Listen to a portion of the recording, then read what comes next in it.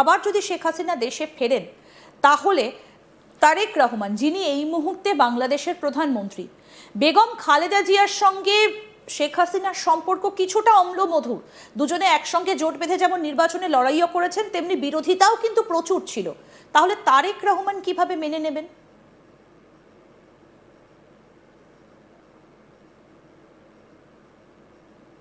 দাদা, আপনার কথা শোনা যাচ্ছে না। দেখুন, তারেক রহমানের জন্য শেখ হাসিনা বাংলাদেশ ফেরা একটা বড় ধরনের রিস্ক। কারণ বাংলাদেশের মানুষ, যে কথাটি আমরা আলোচনার শুরুতেই বলছিলাম, যে এখন তারা শেখ হাসিনা ইস্যুতে ঐক্যবদ্ধ হচ্ছে, এবং বাংলাদেশে গত 2 বছরে প্রমাণ হয়েছে যে শেখ হাসিনার রাষ্ট্র পরিচালনার যে দক্ষতা, রাষ্ট্র পরিচালনার যে সিস্টেম, সেটির ধারের কাছেও তারেক সরকার যেতে পারছেন। এবং বাংলাদেশের ইতিহাসে পর এ যাবৎকাল কোনোভাবেই শেখ হাসিনার এই রাষ্ট্র পরিচালনার যে পলিসি, সেই পলিসির ধারের কাছেও কোনো সরকার ছিল না, এবং এই সরকারও সেটি পারছে না। এবং দেখুন, পৃথিবীর সমস্ত দেশ যারা বাংলাদেশের সঙ্গে সুসম্পর্ক বজায় রাখে বা বাংলাদেশের সঙ্গে নানা সময় তাদের সম্পর্ক ছিল, তারা কিন্তু বাংলাদেশ থেকে এখন মুখ ফিরিয়ে নিচ্ছে। তো আজকে শেখ হাসিনা দেশের মাটিতে গিয়ে যখন ডাক দেবেন, বাংলাদেশের মানুষকে ঐক্যের ডাক দেবেন, বাংলাদেশের মানুষকে এক হওয়ার ডাক দেবেন, বাংলাদেশকে আবার তার কক্ষপথে ফেরানোর ডাক দেবেন, তখন তারেকের সরকারের পক্ষে খুব রিস্ক হয়ে যাবে ক্ষমতায় থাকা। সুতরাং তারেক পজিটিভলি শেখ হাসিনাকে কখনোই ওয়েলকাম জানাবে না।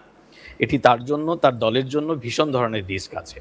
তবে হ্যাঁ, তারেকের জন্য সত্যিকার অর্থেই, তার যদি ভালো রাজনীতিবিদ হন, তিনি যদি সত্যিকার অর্থেই বাংলাদেশটাকে ভালোবেসে থাকেন, তাহলে কিন্তু তার জন্য এই সময়ে শেখ হাসিনাকে কিন্তু ফেরানো কোথাও গিয়ে তারেক রহমান যে পরিস্থিতির মধ্যে বাংলাদেশের মাটিতে আবার পা রেখেছিল, দাদা, আমরা যদি একটু পেছনে ফিরে যাই, গত বছর ডিসেম্বর মাসের একেবারে শেষ সময়ে, সেই সময় খালেদা জিয়ার অবস্থা অত্যন্ত খারাপ ছিল, এবং সেই সময় তারেক রহমান তিনি দেশে ফিরলেন, এবং তারপর আমরা জানি যে খালেদা জিয়া তিনি সেই সময় যে অবস্থায় ছিলেন এবং তারপরে কি ঘটলো।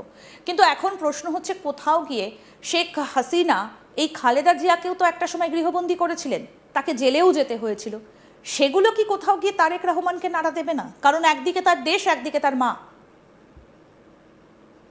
দেখুন, এটি তো রাজনৈতিক প্রতিহিংসা বাংলাদেশে আছে, এটা নতুন ইস্যু নয়। এটি প্রতিহিংসার রাজনীতি বাংলাদেশের স্বাধীনতার পর থেকেই, মুক্তিযুদ্ধের পর থেকেই চলমান। কিন্তু তারেক রহমান কিন্তু আরো প্রতিহিংসা পরায়ণ একজন মানুষ।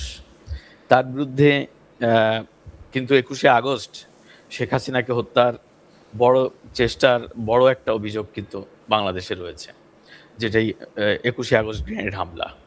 তো এরকম অনেক অভিযোগ তার বিরুদ্ধে রয়েছে, যে 2001 সালের 1 অক্টোবর থেকে 2006 সাল পর্যন্ত যতদিন বিএনপি রাষ্ট্র ক্ষমতায় ছিল, ততদিন কিন্তু তারেক রহমান প্রতিহিংসা পরায়ণ রাজনীতি করেছেন। যদিও এবার ক্ষমতায় এসে তিনি মুখে বলেন যে না, আমি প্রতিহিংসার রাজনীতিতে বিশ্বাস করি না, সহমর্মিতা, সহাবস্থানে বিশ্বাস করি, কিন্তু প্রকৃতপক্ষে কি দেখা যাচ্ছে, যে বাংলাদেশের সবচেয়ে বড় রাজনৈতিক দল বাংলাদেশ আওয়ামী লীগ, তাদেরকে রাজনৈতিক করারই সুযোগ দেওয়া হচ্ছে না।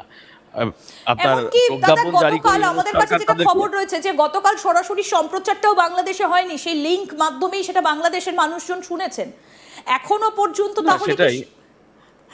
তাহলে কি শেখ হাসিনাকে এখনো পর্যন্ত জামাতের এত ভয়? কিন্তু ভারতের সাপোর্ট নিয়ে শেখ হাসিনা বাংলাদেশে ঢুকলে জামাতের সাহসে কুলোবে তো?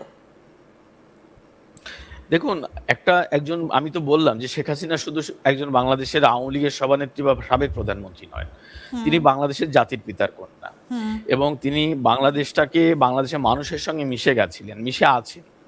বাংলাদেশের সাধারণ মানুষ বুঝে ওঠেনি 2024-এর জুলাই আগস্টে যে কি হচ্ছে বাংলাদেশে, তার মধ্য দিয়েই শেখ হাসিনাকে দেশ ছাড়তে বাধ্য করা হয়েছে।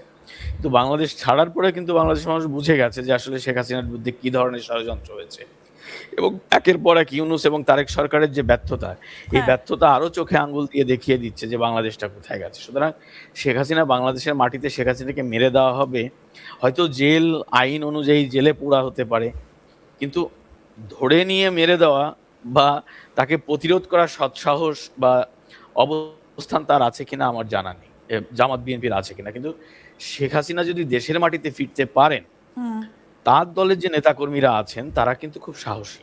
বাংলাদেশ আওয়ামী লীগের নেতাকর্মীরা 1966-র গণ অভ্যুত্থান থেকে শুরু করে ছয় দফা থেকে শুরু করে ৬৯-এর গণঅভ্যুত্থান, ৭১-এর স্বাধীনতা, বঙ্গবন্ধুর মৃত্যুর পরে ৭৫-এর সংগ্রাম এবং পরবর্তী সময়ে কিন্তু দীর্ঘকাল ২১ বছর রাজপথে থেকে কিন্তু তারা ১৯৯৬ সালে রাষ্ট্র ক্ষমতায় এসেছিল ২১ বছর পর, ১৯৭৫ থেকে ১৯৯৬, এবং তারপরে আবার ক্ষমতাচ্যুত হয়েছিলেন শেখ হাসিনা, এবং তারপরে কিন্তু সে একটানা আবার ১৫ বছর রাষ্ট্র ক্ষমতায় থেকেছেন।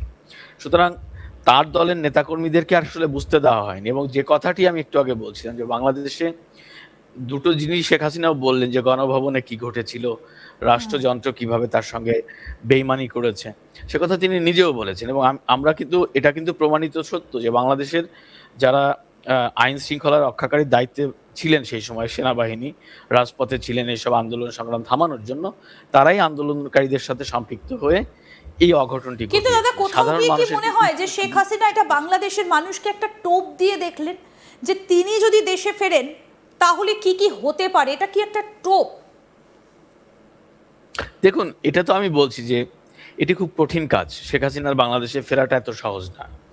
এটা আবেগ দিয়ে বলার কোনো সুযোগ নেই, কারণ আমরা নানা সময় নানা কথা বলে ফেলি, কিন্তু বাস্তবতাটা তো জটিল। বাট শেখ হাসিনা যদি দেশে ফেরেন, তাহলে তাকে যেভাবে বলা হচ্ছে সেভাবে কিছু করা সম্ভব নয় সরকারের পক্ষ থেকে। আর উনি টোপ দিয়েছেন না, উনি টোপ দেননি, উনি এটা রাজনৈতিকভাবে উনি কৌশলী মানুষ, এটা ওনার রাজনৈতিক কৌশল, নো ডাউট। এখন উনার সর্বোচ্চ প্রচেষ্টা আছে। উনি কাল বলেছেন যে, সাংবাদিকরা প্রশ্ন করেছেন যে আপনি তাহলে ডিসেম্বরেই ফিরছেন, কবে ফিরছেন? উনি বলেছেন যে ডিসেম্বর বিজয়ের মাস, উনি কিন্তু ডেট বলেননি। তো ওনার একটা পরিকল্পনা আছে। এবং আমি আপনাকে বলছি যে দেখুন, বাংলাদেশ নিয়ে এখন বিশ্ব মোড়লদেরও কিন্তু একটা মাথা ব্যথার কারণ হয়ে দাঁড়িয়েছে।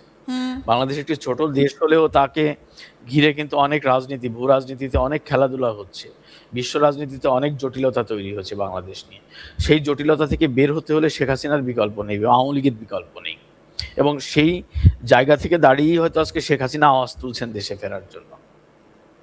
কোথাও গিয়ে কি শঙ্কিত দেশের মানুষও কিছুটা শঙ্কিত? আমি একটু ছবিগুলো একটু দেখাই যে শেখ হাসিনা যখন বলেছেন তিনি দেশে ফিরবেন, তারপরে ধানমন্ডির ছবিটা আমি আরেকটু দেখাই। ধানমন্ডিটা কিন্তু ভীষণভাবে প্রাসঙ্গিক, কারণ এই ধানমন্ডিতে সেখানে যেমন শেখ মুজিবুর রহমানের একটা স্মৃতি রয়েছে, স্মৃতি বিজড়িত এই ধানমন্ডি, এই ধানমন্ডিতেই কিন্তু ভাঙচুর চালানো হয়েছিল। ধানমন্ডির সেই বাড়িটা শেখ মুজিবুর রহমানের একেবারে স্মৃতি বিজড়িত, সেইটাতে ভাঙচুর চালানো হয়েছিল।